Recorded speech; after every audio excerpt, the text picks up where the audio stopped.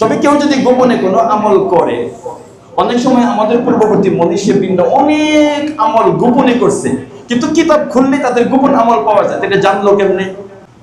গোপন আমল আপনি প্রকাশ করেন নাই, কিন্তু উম্মতের শিক্ষার জন্য আল্লাহ তাআলা কোনো না কোনো ভাবে গোপন আমল জানায় দেয়।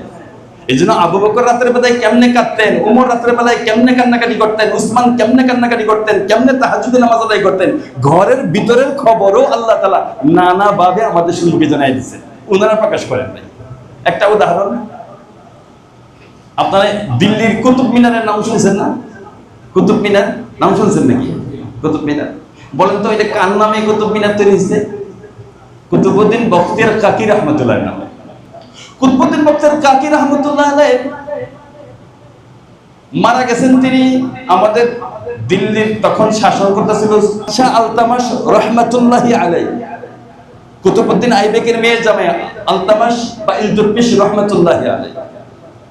কুতুবউদ্দিন বখতিয়ার কাকি রহমতুল্লাহ, উনি সিংহাসনে ছিলেন 1211 থেকে 1236, এটা ছিল ওনার পিরিয়ড।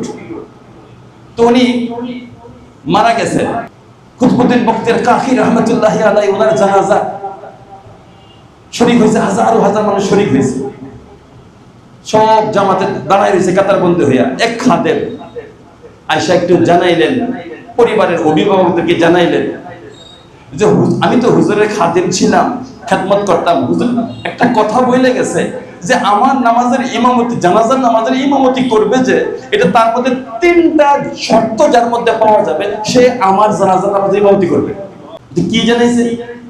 যে উনি বলে গেছে, 1 নাম্বার, ওনার জীবন, যার জীবনে কোনোদিন তাহাজ্জুদ কাজা হয় নাই, সে আমার জানাজার নামাজের ইমামতি করবে। 2 নাম্বার শর্ত হলো, যে লোকের আসরের নামাজের 4 রাকাত যে সুন্নত আছে কোনোদিন ছাড়ে নাই। 3 নাম্বার হলো, যে ব্যক্তি কোনোদিন বেগানা নারীদের প্রতি বদনজরে তাকায় নাই। 3টা শর্ত।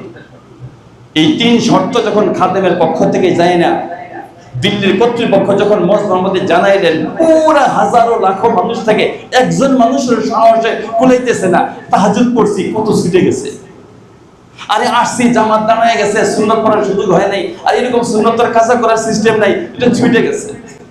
আর জীবনে তো কতবার ওই তো নানা ইচ্ছায় অনিচ্ছায় বেগানা নারী আমার চোখের সামনে পড়ে গেছে।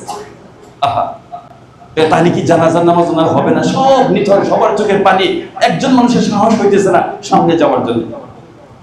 শেষ পর্যন্ত সুলতান শামসুদ্দীন ইলতুৎমিশ রাহমাতুল্লাহি আলাইহি চোখের পানি ছায়া দিলেন আর ভাবলেন, আহা, এটাই নি তোমার খেলা, আমার সারা জীবনের গোপন বিষয় তুমি এভাবে তুমি প্রকাশ করবা, এটা তুমি জানাই দিবা, এটাই নি তোমার খেলা।